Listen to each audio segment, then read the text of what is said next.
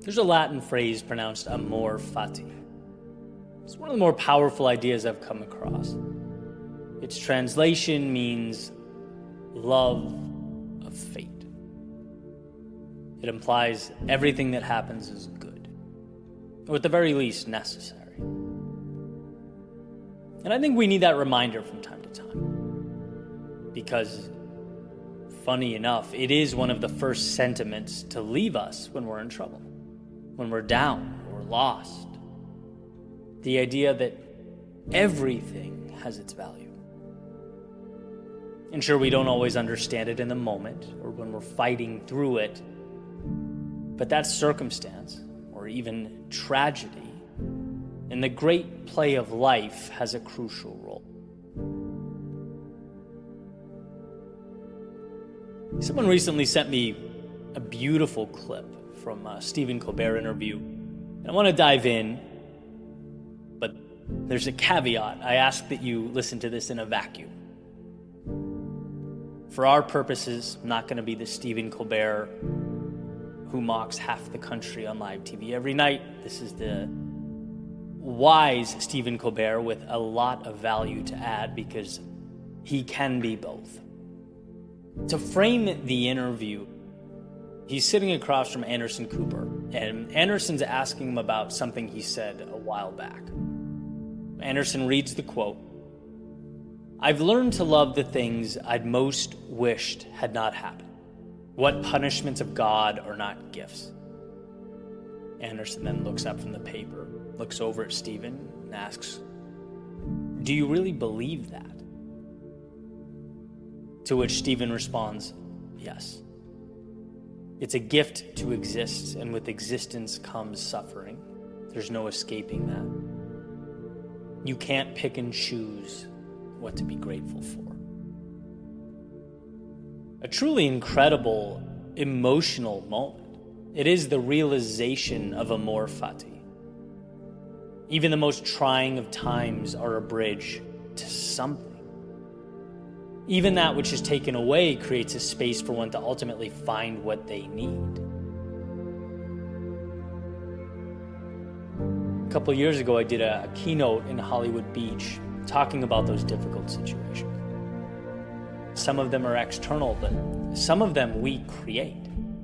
Right? Chaos, self-induced, that opens the door to the most precious of occurrences. Things that I never would have had or arrived at if not for the pain, the sadness, the confusion. It truly all fits together.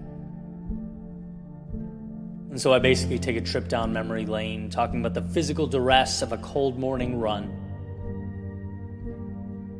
Wouldn't you know it, strengthens one's conviction and belief in themselves.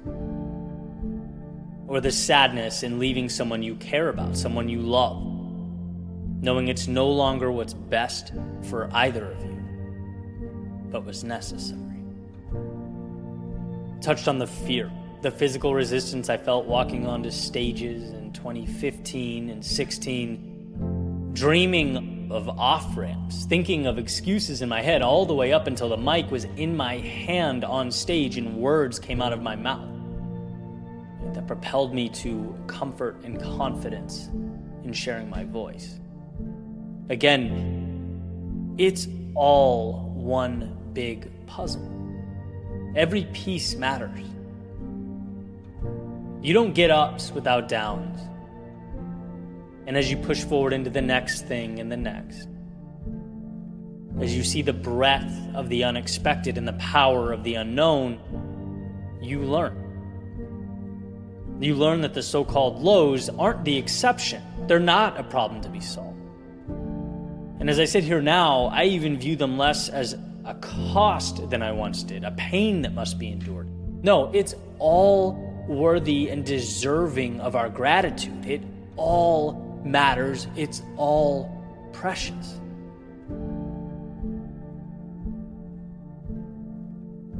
I talked about on a recent episode getting migraines. And one of the days I remember more than any other in my life, and I'm 36 now by the time this episode's released. I have a few days under my belt. this one was truly memorable to me. I was having a debilitating headache, in a ton of pain, finally able to fall asleep. And I remember waking up, opening my eyes and realizing that the night had finally slipped by. Morning arrived, and I felt good again. I slowly got up, kind of tilted my head back and forth, testing the waters. All clear. I walked outside down to the beach, and as the sun came up, I sat on the lifeguard stand and just looked out in awe. The sand, the waves, the seagulls, the sky. It all meant more in that moment than it ever had. I was just beyond grateful to be there. And so you talk about the lows being gifts. You know, I get it. It sounds cliche at best, maybe even ridiculous. But those lows, I swear by it, always seem to give me the things I'm most grateful for. It's a pattern that constantly repeats itself. They always remind me that the magic is the stuff I walk right by. They put me in hell for a period of time so that I understand to exist beyond that space is a miracle.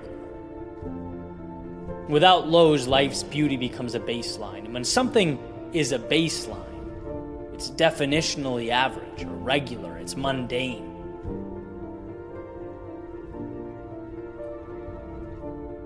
I've learned to love all the things I'd most wished had not happened. What punishments of God are not gifts? It all matters. It all brings you somewhere. And if you're at a point where you're so deep in the weeds or so far in the trenches that you've forgotten, I hope this finds you and lifts you above it all.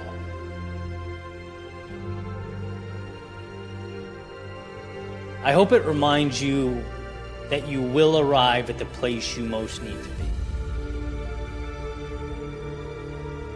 And it will be not despite, but because of this path you walked that you arrived there. Some people live their entire lives waiting for miracles. And some people realize they're already in one and act accordingly. I hope today you choose the latter, because it is a gift to be here.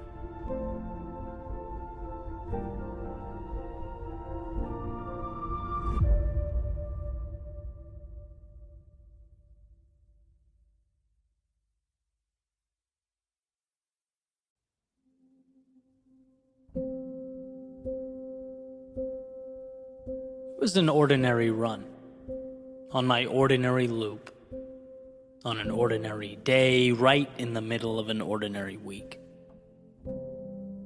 I rounded the last corner that I'd encounter before finally returning back to the street that I lived on. Beautiful sunny afternoon. I remember the sun bouncing off my skin, the sweat dripping down my face. I was looking ahead, but not really at anything, more so lost in my thoughts. Then out of nowhere, this little butterfly kind of swooped in, appeared right beside me. And it seemed, as it floated through the air, to link its pace with mine, effortlessly gliding. I looked over at it, and back at the ground, over at it again, back at the ground.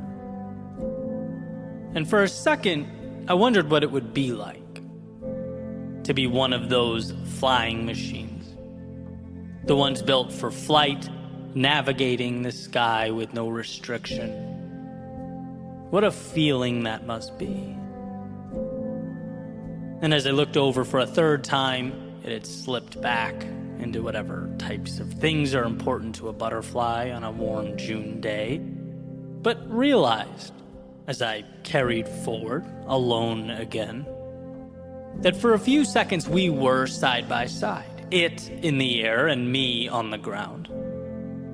I hung in there with the flying machines. That's right, the creatures with wings designed specifically for flight. I was, for a time, amongst them. So what truly separated us? See, my whole life I have drawn lines. Lines that separate them from me. From can and cannot, from possible and impossible. There have been times where I saw reality as pre-packaged. Basically as though you get what you get, factory, stock, out of the box. It took a long time to see what I wanted, and instead of saying, hey, must be nice, or they have it made, to instead ask, how can I reverse engineer that outcome? What do I need to do now to get what is ultimately available? Because it's very available and it's very real. Just because you are not built like those flying machines doesn't mean you can't run alongside them. Join their ranks. Become one of them. The thing is, instead of drawing walls and building parameters, you have to give yourself permission to adapt and evolve. I was thinking about this the other day as one of my best friends was sharing some of the work he does with his real estate portfolio. He was talking about some of the lessons learned on social media, and it was met with resentment, disdain. You have X, I don't. You make Y, I don't. You came from Z, I didn't. And I read the comments, I just shook my head and thought, they don't know. They don't know he grew up on a farm in Michigan, spending a long time working for less than minimum wage. They don't know that he put himself through college. They don't know that he took out a loan, having no clue what he was doing, and learned how to renovate a home by himself. See, here's what he didn't do. He didn't point up and say, wow, look how free they are. Must be nice. No, he asked, how do I run alongside them? I am not an observer. I am a flying machine. Because the truth is, we can do so much, become so much, once we've erased the mental lines that we've drawn over the years. Once we give ourselves permission to join that little segment of reality we've deemed to be ideal but have yet to walk towards. Nothing happens to the ordinary moments, the ordinary days or weeks or months, until you realize ordinary is just a label you've been placing on the pathway to extraordinary. Everything you need is there, except your past willingness to walk through it. And today is a new day. You will take to the sky in your own life when you stop drawing lines around everything you want and compartmentalizing it as not for you, and instead run alongside the life you want as though it was already yours.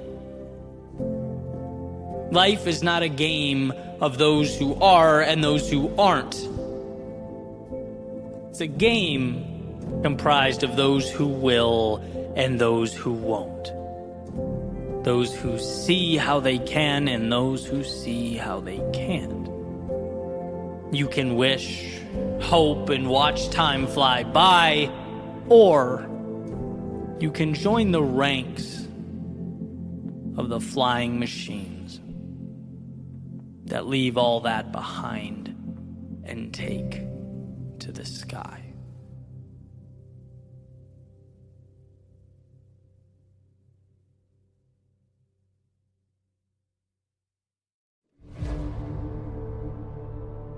Les Brown has said, you don't get what you want in life, you get who you are. If you put the man together, the world responds. You build yourself up, evolve, life around you will transform. Someone once asked me on a podcast episode about imposter syndrome, why I think it's actually a very positive thing. And my thinking is, imposter syndrome is a sign that you're in an arena somewhat foreign to you. You're trying something new, playing the student. Anytime you do that, of course you're going to feel out of place. You have to. You don't grow without putting yourself in an environment in which growth is possible. We have to shake up the old in order to create the new, and it's that process, to Les Brown's point, that makes us who we are. It creates our reality. Jim Rohn has said something similar in that it's not what we have, it's what we become. Having something is one thing, sure. But building yourself up to be someone who can repeatedly go out and get that thing over and over and over again, well, that's something different altogether. Are you willing to be that vulnerable? To start on the ground floor and work your way up? Because here's the deal. There have been many times where I knew I had to be more than I've ever been in order to obtain something I've never had. And if I aim to live life to the fullest, and I do, realizations like this will only continue. Everyone knows it's painful when there's a delta that exists between what you want and what you're currently capable of having or acquiring. That's a tough realization. And what epiphanies like that tend to do is leave you with a few options, right? You can run away or get better. You can surrender and find something lesser, or become worthy of that thing you want. Talk about a difficult conversation with yourself. Acknowledging that you're currently not where you need to be. The ego does not like that. It's uncomfortable. That's why so many people raise the white flag and run. It can be much easier to shake your fist at the world around you than it is to delve into the one within you.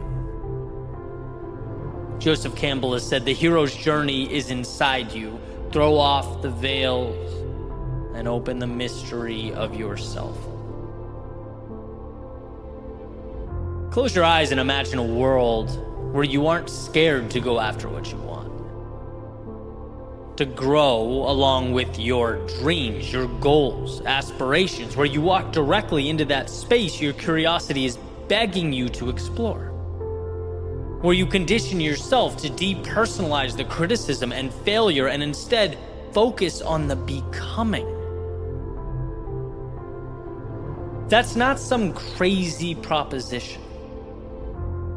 You're not being asked to go perform some miracle. It's simply about giving yourself permission to evolve into what you can become, allowing water to nourish the seed that is your soul. When you look around you and feel the very human thought that is, I wish something about this was different, I challenge you to be courageous enough to point in and ask, how can I make it so? How can I level up and become the type of person that has X, that gives Y, that experiences Z? You are capable of filling that gap. Again, not a negotiation with the world, but an agreement with yourself to accept more discomfort in your life in exchange for the upside that comes with it. There's something to the saying, don't wish it were different, wish you were better. Because again, it places power and control in your hands to evolve and make it reality. It's crazy to me how easy it is, and because of that, how many people complain about something their entire lives without owning the change. becoming the person who lives differently, sees differently, feels differently. It's all there. You get in life who you are. And how incredible that who you are never ends. It's limitless. If you're willing to push, to grow and change, it is your ticket to the ride of a lifetime.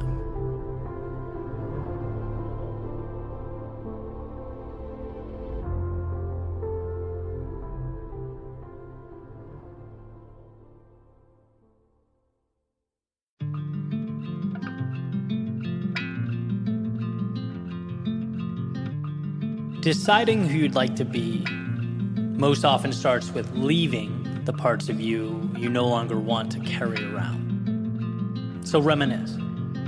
Think back. Examine. Because you didn't just arrive at today. This moment is the result of thousands upon thousands of steps and conversations and decisions.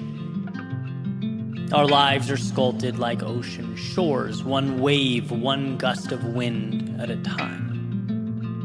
And sure, there were certainly events that expedited the process.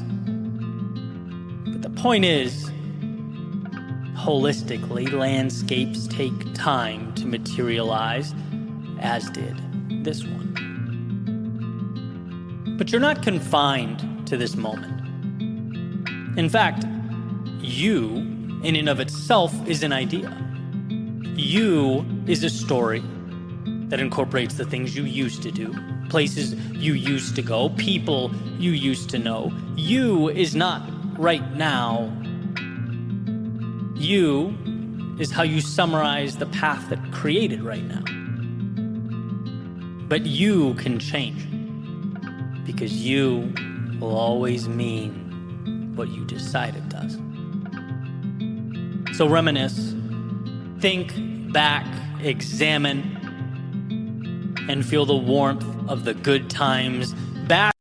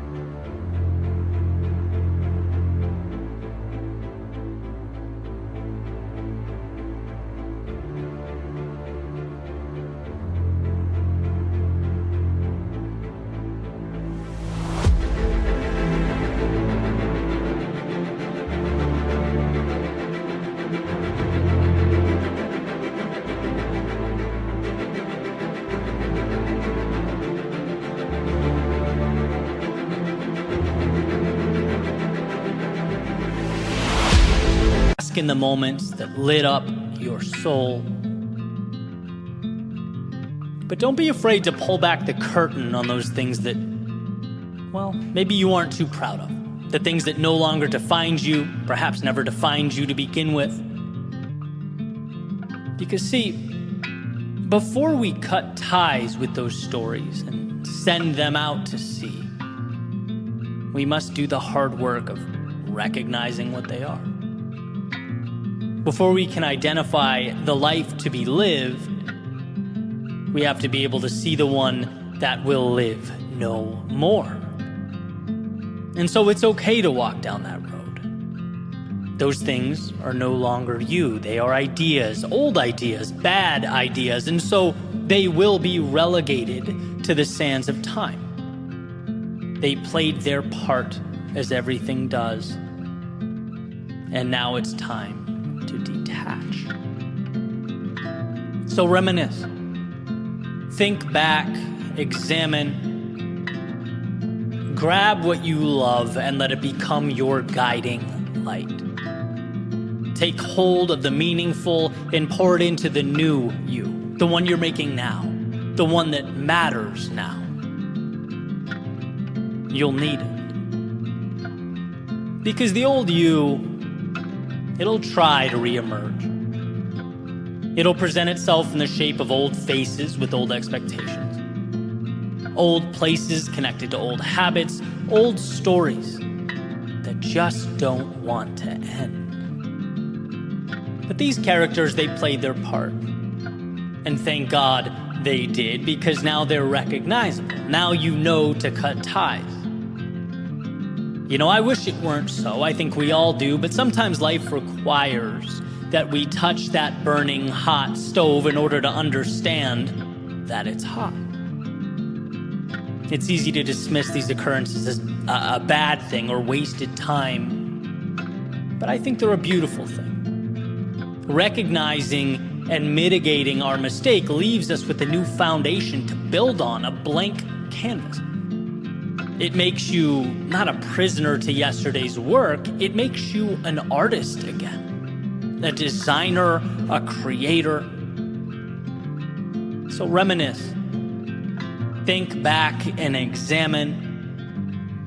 But not to hold on. Reminisce to let go. To say the goodbyes that will make space for the hellos. To free yourself of excess that will make space for the necessities. You've spent a long time designing you.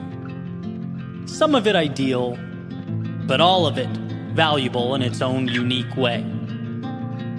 The reality is that now, in this current moment, not all of it needs to come with you. So reminisce, think back, examine, so that before you move ahead, you know exactly what needs to be left behind.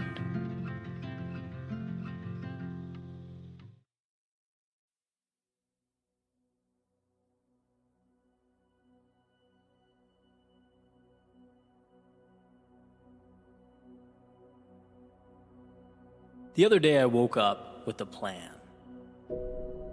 3 things I had to do. So I wrote them on my whiteboard. They were essentially my objectives for the day. But it ended up being one of those days where things didn't unfold the way I anticipated. And for a variety of reasons, curveball after curveball, with some sloppy decision-making sprinkled in there. Eventually, morning became afternoon, afternoon became evening. I found myself exhausted and looking up at a whiteboard that was showing me I had accomplished none of the things listed. And I hate that feeling. Having clear objectives and not meeting them. Right? And so after dinner, I got a phone call and I found myself talking about how I fell short. Getting it all off my chest, letting it all out there. And I got that reassurance that I wanted without even realizing that I wanted it, right? The voice said back to me, Eddie, this happens. It's not a big deal in the grand scheme of things. No one's perfect. You put a lot of pressure on yourself. Tomorrow's a new day, right? That type of thing. And it's like, okay, exhale, time for bed. And the next morning, I was outside relaxing, doing some thinking, and came to this point. And you'll see how these dots connect here in a second. But essentially, I see life as a staircase, right? Where we thrust ourselves out into discomfort, into chaos. And then amidst the storm, we're forced to grow. We step into shoes we were once unable to fill. And what was once bigger than us is now normal. It's every day. It's ordinary. Because we fought for it. We pushed ourselves through. That's evolution. But now, guess what? That old ceiling has become the floor. It's time to evolve. It's time for that next step in the staircase. Time to thrust ourselves back into the chaos of life so that we can again tame something bigger than us. Take the next intimidating thing and make it commonplace. And as I sat there outside thinking, I found myself to be at that next step, ready to leap out again into the tumultuous winds of life. But this time it felt different. There's an intersection, and I talk about it often, of doing what adds value to the world and doing what makes you content personally. Okay, I think where those two things meet is peak living. That's where the magic happens. And I'm fortunate enough that these thoughts, speeches, episodes, videos, whatever you want to call them, on some days literally reach over 200,000 people. And that's not meant to be a humble brag or anything like that. It's just, to me, so incredible that I can't process it, right? I get emotional thinking about it.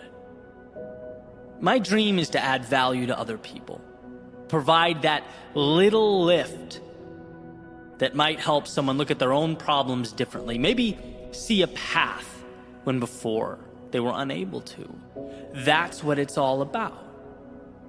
And then, in addition to that, a parallel track on a personal level, feeling like I'm growing and evolving as well, constantly stepping up those stairs one by one, having the courage to continue fighting those unknowns and making sense of life's complexities. That's why so many of you are on this journey with me. And so as I looked up at that next step, and it felt bigger than it ever had before, I knew the task needed to be bigger than it's ever been, which would require of me one of the biggest changes I've ever made. And that scared me to death, knowing that in order for something to be born, something must die, something must be left behind. I've been stepping forward for years, and thank God for that, but now it was time for a leap. And so back to that whiteboard I mentioned earlier. If you hang in with me long enough, I usually come full circle. Right, back to the list of goals I missed, the bad day. Why am I so fixated on that? Well, it has nothing to do with the day itself. Everyone swings and misses from time to time. It has nothing to do with those 3 goals. Everyone falls short here and there. That's part of life. It's about the person I want to be as I endure those turbulent times. It's about the strength to handle my own chaos and battles differently. Before you can lead others, you need to lead yourself. And that means being vulnerable. It means being honest. It means looking in the mirror and asking yourself the tough questions. It means being stronger than I've ever been. There will be times that require of me that I push forward without having to hear from my parents or girlfriend or buddies that everything's all right. The next step requires that I trust myself to be the guy in my own life. To have impact in the world, one must find strength within themselves where they didn't know it existed. This is a leveling up that I know is required for me to be more than I've ever been, stronger, bolder, more confident when I'm most fearful. There was a line I used to draw separating me and the people I look up to. And the moment for me was a message. I knew it was time for me to mentally remove that line. You'll never be more than you envision yourself to be. It was time to be my own answer. Promote myself to that next level. From the kid with the dream to the man that makes it happen, it's time. It's just simply time. Even the ones I love, the ones closest to me, they can't provide that. It has to be internally derived from a place so deep that come hell or high water, it's happening. And telling people about my little misfortunes so that they can pat me on the head and tell me things are great, that's antithetical to what is required of me next. There is a level of courage and strength and excellence in all of us that lives at the bottom of this abyss that we must pull up with everything we have until it becomes intertwined with who we are and where we're headed. And as I sat there, I knew it to be true.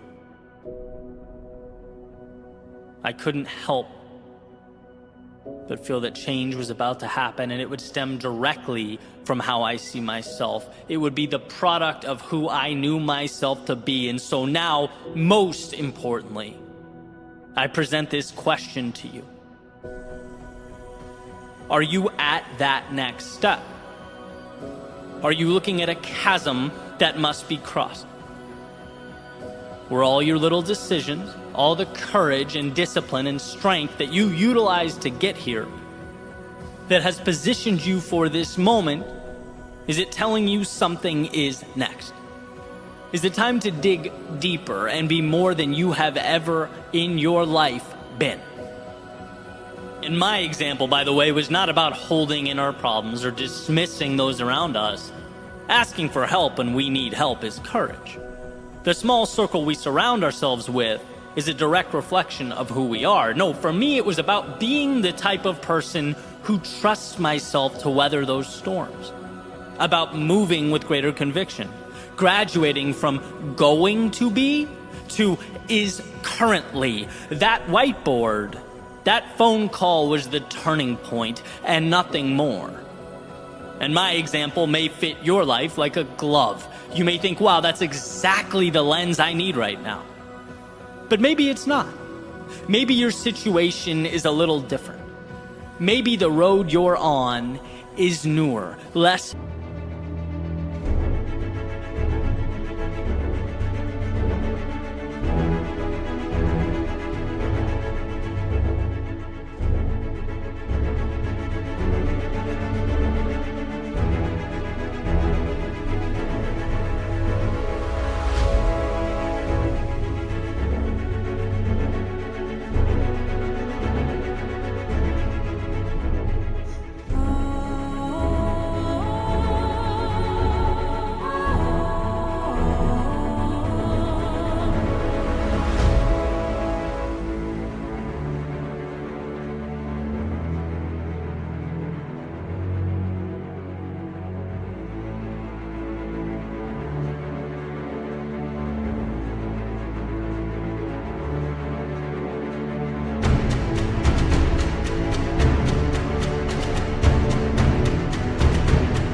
traveled. Maybe it's the courage to take that first step, to play the student perfect. Because whatever it is, as you look up at that next step, what matters is that you know in your heart and soul that you have what it takes to become that person. It's not bigger than you, it is you. Someone once told me that the world will not believe it until you do. So believe. Believe it like your dreams depend on it, because as it turns out, they do. As it turns out, everything about your future is make-believe until you breathe life into it. Look around you at your current reality. Remember that it is a product of what you've allowed, and that at any time you can up the ante. Climb the step, reach a new level. You have it within yourself to do that. Just give yourself permission to be that person. And it will be scary. It's going to hurt at times. But let's be that vulnerable. Let's show the world what we can create when we move into it as though it's ours. As though destiny isn't assigned, but written, one beautiful act of courage at a time.